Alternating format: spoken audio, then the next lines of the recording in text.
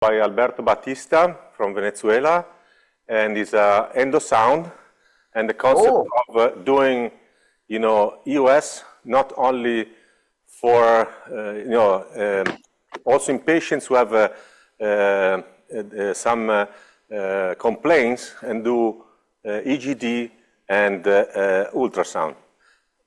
So this is an idea, and also there is the idea of biopsy, also the capability of doing biopsy with this new, I don't know how to call accessory. No, this is a new EUS platform.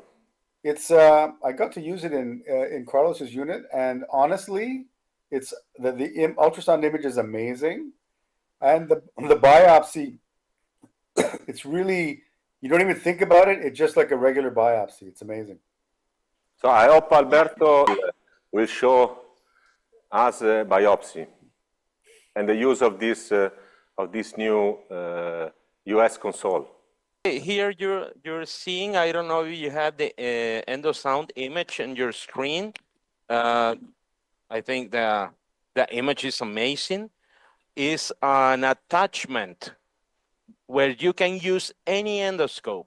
So this is a detachable part that turns the tip back and forth. I don't know if you have the endoscopic image as well as the ultrasound image.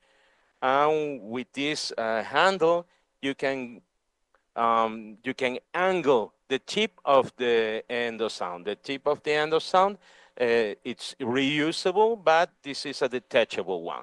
So you can use any endoscope you have in your unit, and there is a very nice grade of freedom, okay?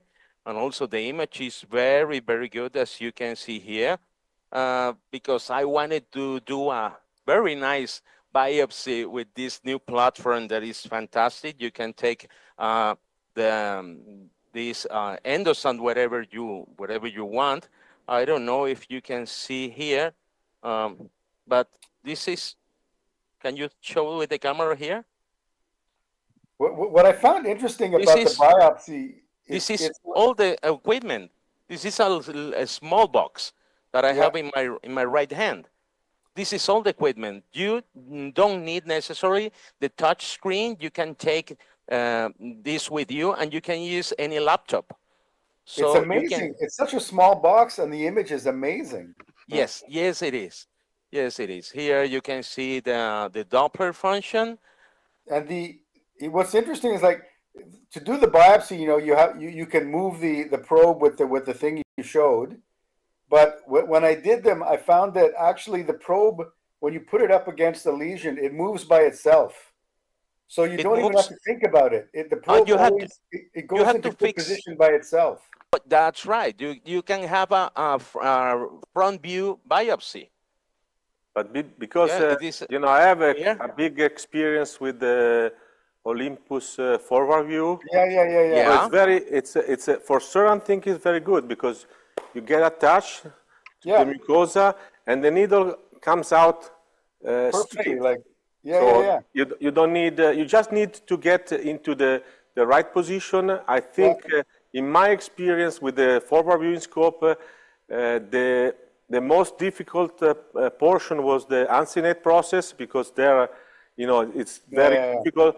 But then, with experience, you can manage also to use in the uncinate, and also with big needles like 19-gauge needle. So I think it's just a matter of to get used to things. It's like when you're driving a car. No, you change a car, and you just have to get used to that. And then when you get used, I think it's easy. But I also found, because of the needles coming straight out, you have a lot more force actually to push in.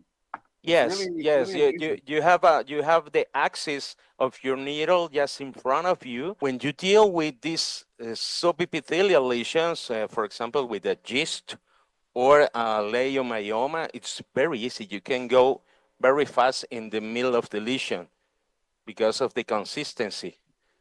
Since you're doing a frontal view biopsy, a frontal view advancing of the tip of the needle.